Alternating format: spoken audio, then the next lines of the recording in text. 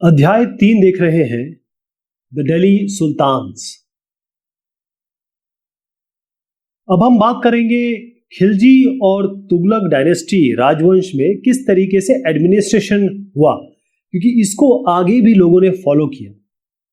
जो पहले होता था कि जितने भी बड़े बड़े लोग थे, जैसे एरिस्टोक्रेट मतलब होता है जो आलीशान जिंदगी जीते हैं, पैसे वाले, और जो लैंड ओनर्स है, बिग लैंड ओनर्स जिसके पास बहुत अथाह जमीन है, जिनको हम चीफ्टेंस कह रहे हैं। चीफ्टेंस मतलब सामंत एक तरीके से, यानी जागीरदार बड़े लोग। उन लोगों को गवर्नर्स यानी एक जगह दे दी जाती थी और बोला जाता था कि चलिए आप यहाँ पर, आपका इलाका है, आपको हमने दे दिया और आप यहाँ से टैक्स या रेवेन्यू कलेक्ट करिए। यहां पर ऐसा नहीं हुआ। खिलजी और तुगलक डायनेस्टी राजवंश में ऐसा नहीं हुआ। इन्होंने क्या किया, स्पेशली इल्तुतमिश से शुरू हुआ ये। उन्होंने क्या किया कि जो लोग खास तौर पे जो मिलिट्री सर्विस देने वाले लोग हैं, वो थे बंदगाज। ये नाम बार बार आएगा, तो आप देखिए, ये जो बंदगा नाम है, आपने बंदगी सुना होगा, ये शब्द यहीं से आया है, बंदगा से बंदगी बना है। ये एक पर्शियन शब्द है, फारसी शब्द है। इसका मतलब होता है स्लेव या गुलाम। या तो इनको कहीं से कैप्चर किया गया या खरीदा गया। ऐसे लोगों को दिल्ली सुल्तान इल्तुतमिश और उसके बाद के लोगों ने इन लोगों को बड़ी पोजीशन पे पहुंचाया, जो कि पहले एरिस्टोक्रेट या जो जमींदार या अमीर लोगों को दी जाती थी। इन बंदगाओं को या इन स्लेव्स को स्पेशली ट्रेन किया जाता था कि भाई आप इस बड़ी पोजीशन पे, या कहें बड़ी पॉलिटिकल ऑफिस या राजनीतिक एडमिनिस्ट्रेशन या ऑफिस पे आप जाने वाले हैं, उसके लिए इनको बाकायदा ट्रेनिंग दी जाती थी। अब आपके दिमाग में सवाल उठता है कि क्यों भाई, जो लोग ये काम को जानते हैं, जिनके पास इतनी जमीन है, वो तो जानते हैं ये कैसे होगा, गवर्निंग कैसी होगी, किसी इलाके को कैसे प्रशासित करना है, ये कहां से कर रहे हैं? इसका कारण क्या था? देखिए, ऐसा है कि जो खिलजी और तुगलक इस राजवंश के थे, उन्हें पता था कि जो बंदगा है यानी जो स्लेव है या गुलाम है, ये पूरी तरीके से हमारे अधीन है, हमारे अधीन लोग हैं। यानी इनके पास ना तो कोई जमीन है, ना इनके पास कोई पैसा है, ना जायदाद है। तो ये, और दूसरी चीज ये है, क्योंकि इनको इतनी बड़ी पोजीशन दे दी जाएगी, तो एक तरीके से ये इनके ऋणी हो जाएंगे। तो ये कभी भी इनके खिलाफ काम नहीं करेंगे। अगर कोई बड़ा एरिस्टोक्रेट है जिसके पास बहुत बड़ी जमीन है, बहुत पैसा है, तो कल को वो इनको आंखें दिखाएगा और अपने इलाके, क्योंकि पैसा अगर आ गया उनके पास और मिलिट्री सर्विस तो इनके पास रहती थी, तो ये खिलजी और तुगलक ने ये जाना कि भाई ये तो हमसे कभी ना कभी अलग हो जाएंगे, या फिर ये हमें आंखें दिखाएंगे। तो बेटर ये है उन लोगों को हम हाई पोजीशन पे बिठाएं जिन पे हम रिलाय कर सके, जिन पे हम ट्रस्ट कर सके। ओके, ये कारण था।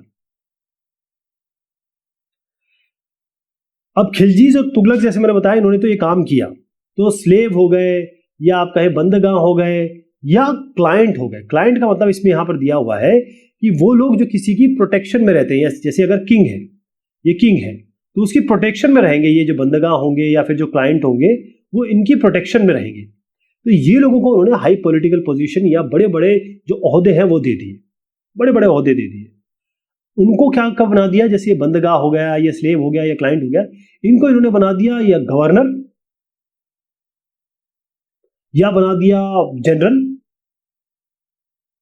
यानी बड़ी बड़ी पोजीशन पे इनको पहुंचा दिया। जैसे उनकी जो आर्मी है उसका हेड बना दिया, जो एक जगह की आर्मी है वहां का हेड बना दिया, या किसी जो इलाके का इनको मालिक बना दिया, ऐसे बना दिया। लेकिन इसमें आई एक थोड़ी समस्या आगे चल के। क्या समस्या आई, मैं एग्जांपल देता हूं। देखिए, ये है मान लीजिए अलाउद्दीन खिलजी, ये है मान लीजिए मोहम्मद बिन तुगलक। अब इन्होंने कुछ 4 लोगों को, एग्जांपल ले रहा हूं, हाई पोजीशन पे रख दिया। ये जैसी इनका राजकाज अंत हुआ, तो यहां पर मोहम्मद तुगलक आए। ये जो थे, जब इतने साल इनके साथ रहे, तो ये इनके लिए ट्रस्टवर्दी रहे, या इनके अंडर में रहे, इनको अपना आका, इनको अपना लीडर मानते रहे, उनके नाम पे वो कुछ भी करने को तैयार थे। लेकिन जब मोहम्मद तुगलक आए, तो ये जरूरी नहीं है कि ये इनके भी आका हो जाए, ये इनके लिए भी वही इज्जत दिखाएं, या इनके लिए वही इनके दिल में प्यार हो, जरूरी नहीं। और दूसरी बात, ये जो मोहम्मद तुगलक है, इनके खुद के कुछ बंदगा होंगे, इनके कुछ ऐसे गुलाम होंगे जिनको ये इस पोजीशन पे बिठाएंगे। तो यहाँ पर आ गया पुराने, ओल्ड और जो नए हैं उनके बीच में कॉन्फ्लिक्ट। ये बताया गया है ओल्ड और नए जो नोबल्स हैं उनके बीच में कॉन्फ्लिक्ट यहाँ शुरू हुआ। दूसरी चीज ये थी कि जब आप ऐसे लोगों को जो कि बहुत ही छोटे लेवल पे, हम्बल बर्थ मतलब निम्न जाति, आप इसको इस तरीके से समझिए, इसको इस तरीके से समझिए कि ये निम्न जाति की बात हो रही है, निम्न जाति, बस उनके लोगों को आप ऊपर बिठा देंगे तो जो एरिस्टोक्रेट है या बड़े लोग हैं या जो लैंडलॉर्ड्स हैं वो तो गुस्सा हो जाएंगे, या फिर उनको लगेगा कि हमको कहा, हमें तो इन्होंने कुछ बनाया नहीं, गुस्सा हो जाएंगे। दूसरी चीज ये है कि बहुत जैसे इलीट्स थे ना, वो गुस्सा हो गए, ये शॉक हो गए कि ये क्या कर रहे हैं। और ये सारी चीज जो पर्शियन तवारीख लिखी गई उनमें ये सब दर्ज है कि भाई ये जो लो लेवल के लोग हैं या लो और बेस बॉर्न यानी कि छोटे लेवल के जो लोग हैं, इनको अपने हाई ऑफिसेस में बिठा दिया, बड़ी बड़ी पोजीशन पे बिठा दिया। इसका एग्जांपल मैं अब बताता हूं आपको। ये जियाउद्दीन बर्नी साहब है, इन्होंने बकायदा बताया कि जो सुल्तान महमूद तुगलक साहब थे, इन्होंने क्या किया कि एक शराब बनाने वाला, जिसको वाइन डिस्टिलर मैं कह सकता हूं, ये इनका नाम था अजीज खुमार, पहले अक्षर लिख रहा हूं। एक बार्बर थे, बार्बर यानी कि हज्जाम, नाई। ये मिस्टर तबाख, ठीक, इनको नहीं, इनका नाम था फिरोज हज्जाम। ये जो मैंने तबाख बताया ना, ये जो तबाख थे ये कुक थे, खाना बनाने वाले, बावर्ची। और माली यानी जो गार्डनर है, नाम बताता हूं, लाढ़ा और पीरा। तो इन्होंने बताया कि एक शराब बनाने वाले को, एक बाल काटने वाले को, एक खाना बनाने वाले को, एक मालियों को इन्होंने बड़ी बड़ी पोजीशन पे पहुंचा दिया। इससे हमें लगता है कि ये जो सुल्तान साहब हैं या तुगलक है, इनको या तो अकल नहीं है, या इनको पॉलिटिकल जजमेंट या राजनीतिक विवेचना या सोचने का इनका जो सोच है ये खत्म हो चुकी है, या ये रूल नहीं कर सकते। ये इन्होंने जियाउद्दीन बर्नी साहब ने बताया। अब इनका थोड़ा समझना पड़ेगा आपको कि प्रशासन किस तरीके से होता था। खिलजी और तुगलक इन्होंने क्या किया, क्योंकि इनको भी मिलिट्री कमांडर तो रखना पड़ता था, क्योंकि जो अलग अलग टेरिटरीज थी, मान लीजिए एक बड़ी टेरिटरी है, एक छोटी टेरिटरी है, इस तरीके से अलग अलग टेरिटरी के हिसाब से, रीजन के हिसाब से, जगह के हिसाब से ये क्या करते थे, इक्ता, इस टेरिटरी को कहा जाता था इक्ता। और जिसको भी ये दिया गया, यानी जो भी गवर्नर या मिलिट्री कमांडर जिसको ये दिया गया, इसको कहा गया इक्तदार। क्या कहा गया, इक्तदार। यानी ये जो आदमी है ना, ये भी इक्तदार है, इसको ये इक्ता दिया गया, या इसका दूसरा नाम है मुक्ति। तो इनको कहा गया कि देखिए हमने आपको ये रीजन दे दिया, ये जगह दे दी है, आप एक काम करिए, यहां से जितना भी टैक्स बनता है या रेवेन्यू बनता है, राजस्व, वो कलेक्ट करिए, ये आपका काम है। तो मुक्ति इसका काम ये था। अब जो ये सोल्जर रखते थे, क्योंकि ये तो मिलिट्री कमांडर्स है ना, ये जो सोल्जर रखते थे, जैसे मान लीजिए यहाँ पर सोल्जर्स हैं, तो इनका पैसा देना, इनका राख रखाव सब इन्हीं के जिम्मे था, जिसको इक्तदार बनाया गया था। एक चीज हो गई। दूसरा ये था कि नहीं चाहते थे कि भाई अगर कोई गवर्नर बना दिया हमने, जैसे एक्स बना दिया, इसका बेटा वाई है तो वो भी इक्तदार बन जाए, ये सुल्तान नहीं चाहते थे। तो उन्होंने क्या किया, इन लोगों को ट्रांसफर करना शुरू किया कि ये इक्तदार जो है वो यहाँ चला जाए और ये इक्तदार जो है वो यहाँ चला जाए। तो बाकायदा इन्होंने शिफ्टिंग शुरू की, ट्रांसफर शुरू किया। और दूसरी चीज ये हुई कि इन्होंने क्या किया कि अकाउंटेंट्स, यानी जो अकाउंट का, पैसे वैसे का लेखा जोखा रखते हैं, उन लोगों को भेजा यहां पर कि भाई आप जाओ और जाके देखो कि जो बराबर ये लोग रेवेन्यू कलेक्ट कर रहे हैं कि नहीं कर रहे हैं, और वही रेवेन्यू कलेक्ट कर रहे हैं जो इनसे कहा गया था, उससे ज्यादा तो नहीं कर रहे।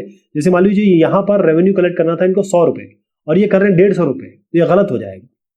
दूसरा कि इनको जितने सोल्जर रखने कहा गया, जैसे इनको 50 सोल्जर रखने कहा गया है, हो सकता है ये 40 ही रख रहे हो या 60 रख रहे हो, तो जितने सोल्जर रख रहे हो उस हिसाब से, और दूसरा जो जगह दी गई है उस हिसाब से बाकायदा इनकी चेकिंग होती थी। ये क्लियर हो गया, ये एक मेन चीज थी। दूसरा ये था कि जब इन्होंने दिल्ली सुल्तान ने, जैसे दिल्ली सुल्तान दिल्ली का एरिया हो गया, इन्होंने एक बहुत बड़ा अपना विस्तार किया, तो जो जगह इन्होंने कंट्रोल कर लिया, वहां पर सामंत थे, बड़े बड़े लैंडलॉर्ड थे, उस जगह के भी तो होंगे, तो जो जो जगह इन्होंने डिफीट की, वहां जो सामंत थे या लैंडलॉर्ड थे, उनको इन्होंने वो नहीं कहा कि भाई तुम एक काम करो रेवेन्यू कलेक्ट करो। इन्होंने कहा हम आपको ये नहीं काम दे रहे, आप हमें, बल्कि हमें दोबारा टैक्स दो, हमें टैक्स दो। तो ये लोगों को टैक्स देना पड़ा जो इनके अधीन आ गए। दूसरा ये था कि एक इंपॉर्टेंट बात इसमें ये आई कि जो पहले के चीफटेंस या पहले की जो रेवेन्यू कलेक्टर है, मतलब जो राजस्व जमा करते थे और जो पहले के सामंत थे दिल्ली सल्तनत में, जो पहले से काम कर रहे थे, उनको यहां भेजा गया, क्लियर हो गया?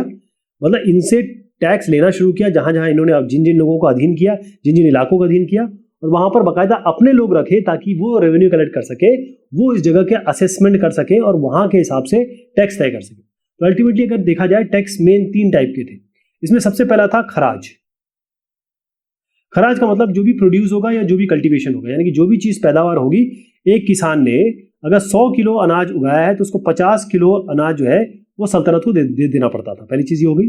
दूसरा था कैटल, जो पशुपालक है उसको उस हिसाब से पैसा देना पड़ता था। तीसरा है हाउस, अगर आपके पास घर है तो उसके हिसाब से आपको टैक्स देना पड़ता था। लेकिन इसमें एक समस्या ये जरूर आई कि जब ये लोग इतने दूर दूर कंट्रोल करते थे, इतने दूर दूर ये लोग अधीन बनाते थे, तो उसको आसानी से कंट्रोल नहीं कर पाते थे। अब मान लीजिए बंगाल यहाँ पर है, सिंध यहाँ पर है, और कोई साउथ इंडिया का एरिया ले लीजिए आप, तो यहाँ पर कैसे कंट्रोल करेंगे? तो धीरे धीरे यहाँ पर जो है सरदार, यहाँ के जो सरदार है वो स्ट्रांग होने लगे, और ये जो सरदार स्ट्रांग होने लगे, उन्होंने अपने आप को इंडिपेंडेंट घोषित कर दिया, या फिर जो चीफ्टेंस हो गए उन्होंने अपने राज स्थापित कर लिए। जैसे अलाउद्दीन खिलजी हो गए या मोहम्मद तुगलक, इन्होंने बहुत कोशिश की। देखिए, जब ये फाइट करने निकलते थे तो ये जीत के ही आते थे मोस्टली, लेकिन वो जीत बहुत थोड़ी देर के लिए रहती थी, क्योंकि वो एरिया इनके हाथ से निकल जाता था।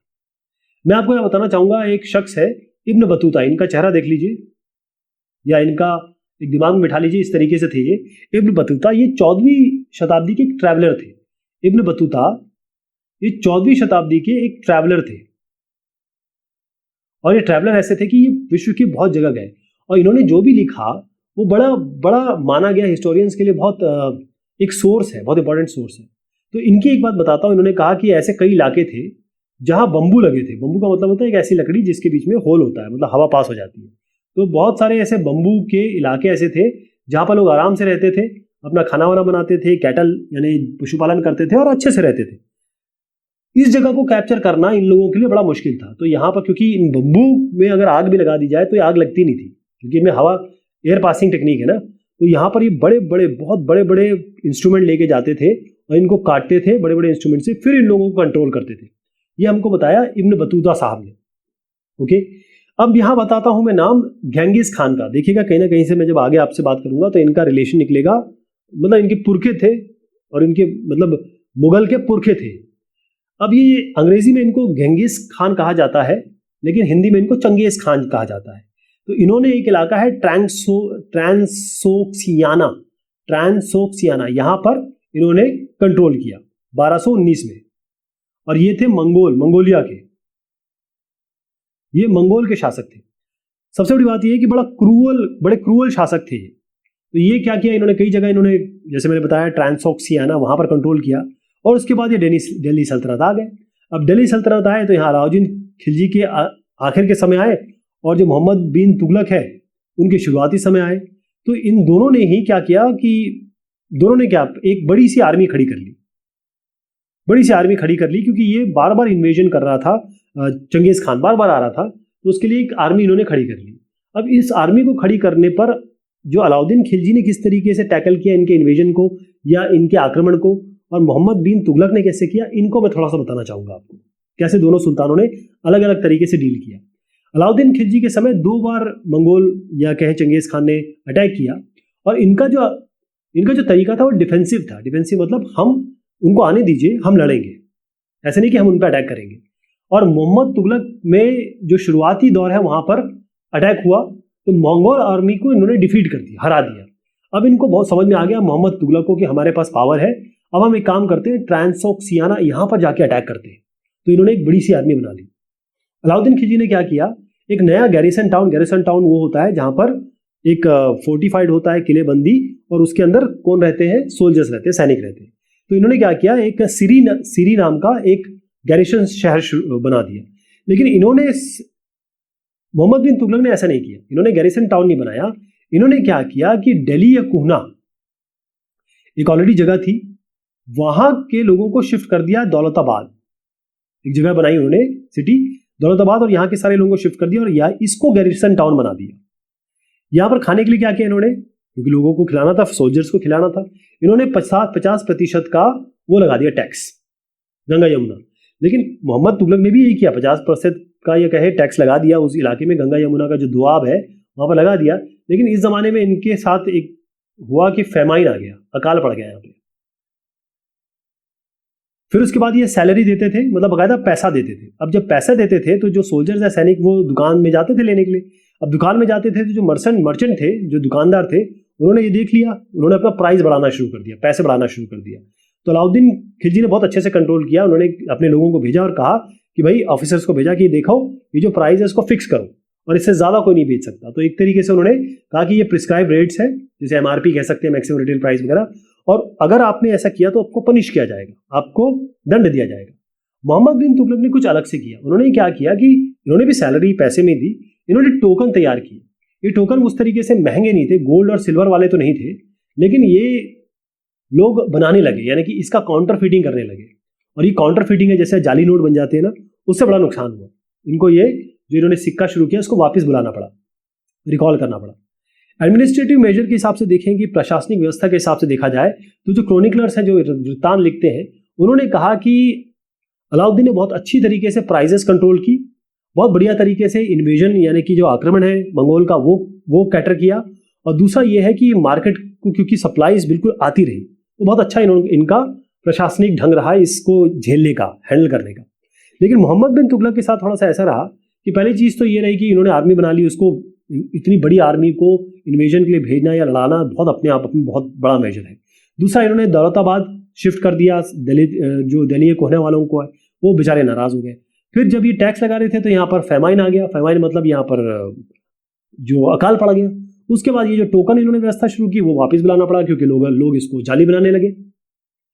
तो देखा जाए, अगर मैं एक कंक्लूजन में बताऊं कि अलाउद्दीन खिलजी जो थे वो डिफेंसिव मेजर में थे, यानी आप आओ, जब आएगा ये चंगेज खान हम देखेंगे, लड़ेंगे।